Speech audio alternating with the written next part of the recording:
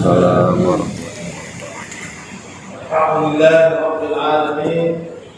Arsala rasulahu bil huda wa dinil haqq liyudhhirahu 'ala ad-din kullih wa kafa billahi shahida. Asyhadu an la ilaha illallah wahdahu la syarika lah wa asyhadu anna Muhammadan 'abduhu wa rasuluhu la nabiyya ba'dahu. Allahumma salli wa sallim wa barik ala nabiyyina Muhammadin wa ala alihi wa ashabihi ajma'in wa man tabi'ahum bi ihsanin ila yaumiddin, amma ba'd. Fa ya ayyuhal hadirun ikhwana fi din azani Allah wa iyyakum.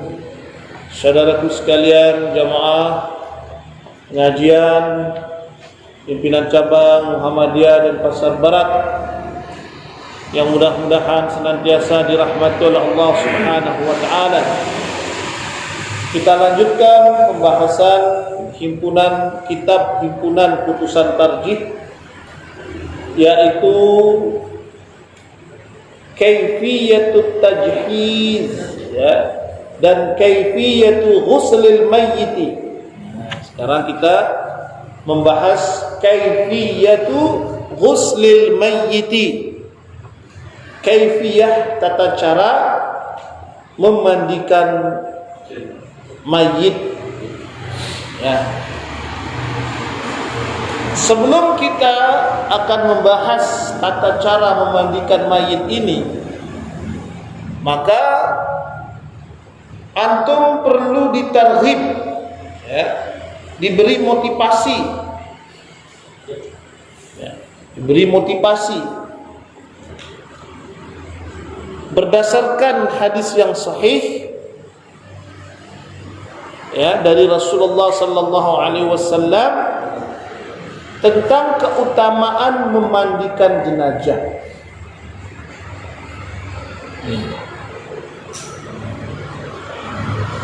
Nih targhib namanya, dimotivasi. Kalau kita tahu motivasi, ya, amalan atau besarnya keutamaan memandikan jenazah itu, kalau kita tahu keutamaannya, maka kita akan termotivasi untuk mengerjakannya. Kita akan termotivasi. Tapi kalau kita nggak tahu apa sih keutamaan memandikan jenazah, dia nggak tahu apa manfaat, apa pahalanya besarnya seperti apa, ya, maka dia ala kadarnya aja. Tuh. Ini ikhwan yang dirahmati Allah. Dan itu semua kita lakukan adalah imanan wa ihtisaban, ya. Beriman kepada Allah dan mengharap pahala di sisi Allah. Ini di kitab tarjih tidak ada itu hadis tentang targhib, motivasi untuk memandikan jenazah. Saya dapatkan di hadis yang lain, di kitab yang lain, berdasarkan hadis yang diriwayatkan oleh Imam Al-Hakim dalam kitab Mustadraknya, Imam Baihaqi, ya, Imam At-Tabrani, dan sebagainya. Hadis dari Abu Rafi' radhiyallahu anin Nabi sallallahu alaihi wasallam qala, dari Nabi sallallahu alaihi wasallam bersabda, man ghassala mayyitan, barang siapa yang memandikan jenazah mayit, fakatama alaihi, dan dia menutupinya, maksudnya menutupinya itu menutupi aib mayit itu, ya. Tak boleh dia cerita-cerita tentang aibnya. Oh, mayatnya gini misalnya, apa misalnya, oh korengan misalnya, oh begini, enggak boleh, ya. Cacat ini, cacat itu, enggak boleh. Dia tutupi.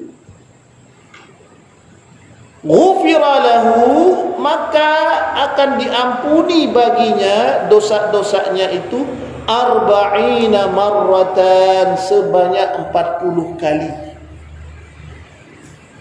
40 kali ampunan. memandikan sekali mayit. Ini ya.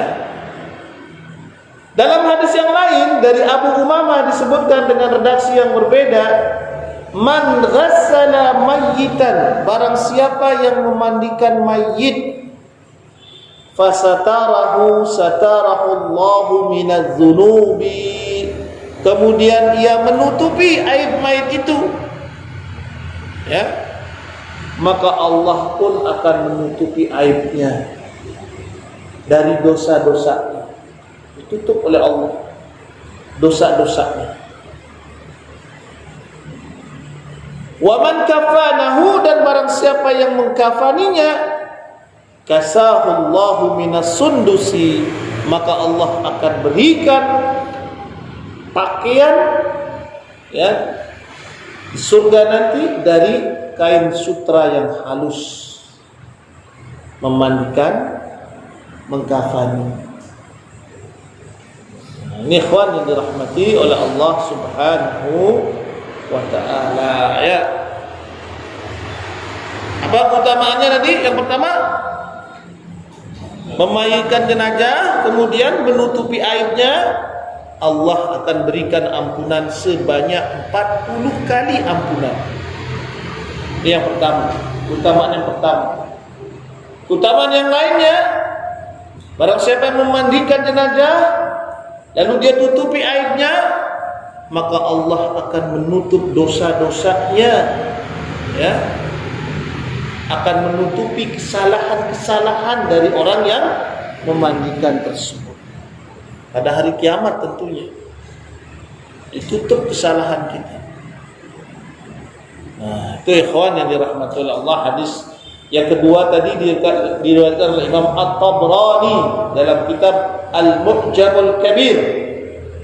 Syekh Albani mengatakan hadis ini hasan dalam Sahihul Jami'. Nah, kita lihat tarjih. Kalau di sini langsung dia kepada titik poin. Idza aradtum ghuslal mayyiti, kalau kamu hendak memandikan mayit, fabda'u bil miyamini, maka mulailah dari anggota kanannya, wa mawadhi'il wudu'i, serta anggota wudu. Jadi ya seperti mandi junub, ya, wudu dulu. Waqsiluhu, lalu mandikan ia dengan witran, bilangan ganjil, ya, bilangan ganjil. Salasan, 3 kali. 3 kali siraman. 1, 2, 3. Au khamsan, atau 5 kali. Au aksara min dzalika, atau lebih dari itu. Bima'in, dengan air. Wasidrin, daun bidara. Daun bidara tahu? Sekarang banyak loh orang jual daun pohon bidara itu. Kalau bahasa Balinya itu pohon bekul. Iya, bekul kalau bahasa Bali. Sekarang banyak ya. Buahnya kayak apel, kecil-kecil.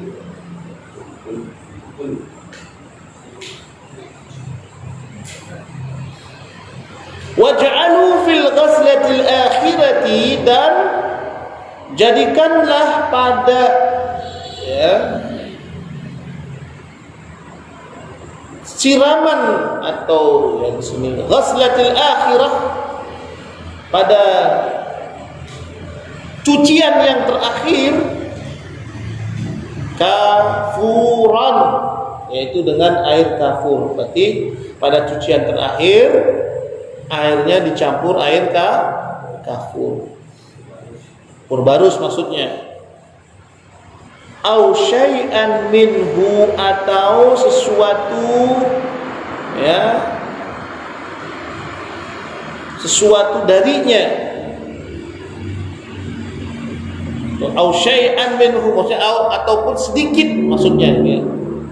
Walaupun sedikit darinya, jadi enggak harus banyak, walau sedikit. Ya. Wadfiru sya'ral mar'ati salasa qurunin. Jalinlah rambut wanita. Nah, ini kalau mayitnya perempuan, ya. Salasata, yaitu 3 kurunin, 3 pintal.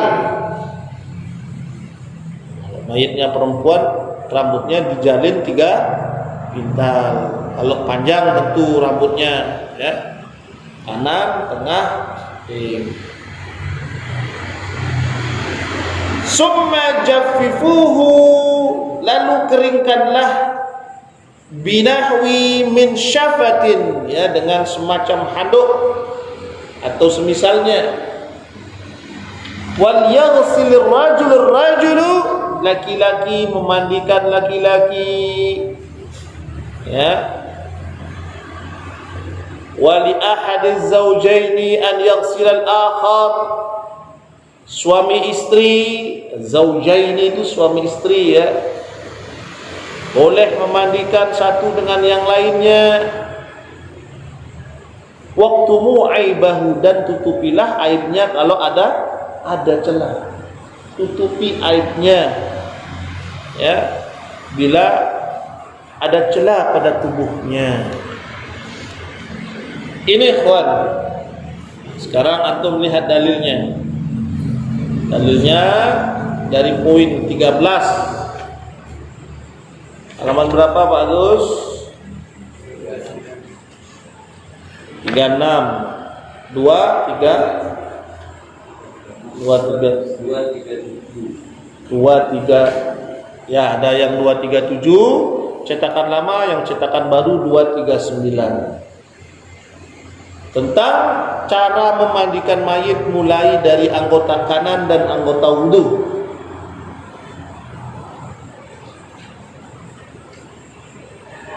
Kemarin ada pertanyaan, bolehkah wanita haid memandikan jenazah?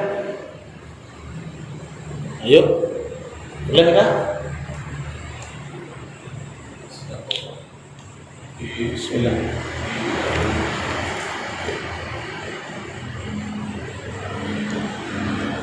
Boleh. Kalau melarang, mana dalilnya? Tidak ada dalilnya melarang. Boleh, ya. Yang kotor kan dirinya sendiri. Maksud kotor dalam artian larangan haid itu satu, tidak sholat, tidak tawaf, tidak iktikaf berdiam diri di masjid, ya, tidak memegang mushaf Al-Quran, itu larangan. Kalau memandikan jenazah boleh, ya. Kalau ada yang melarang, tanya mana dalilnya. Kalau ada dalil, sahih enggak?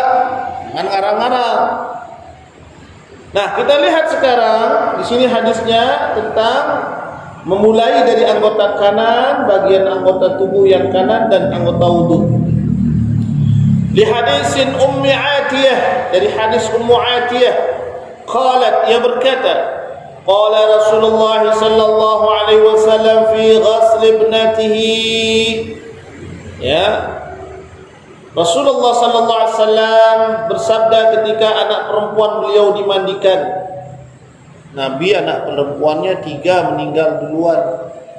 Zainab, Ummu Ruqayyah, Ummu Kalsum, lalu Ruqayyah. Meninggal anak Nabi semua. Tinggal satu Fatimah, ya, radhiyallahu anha yang masih hidup.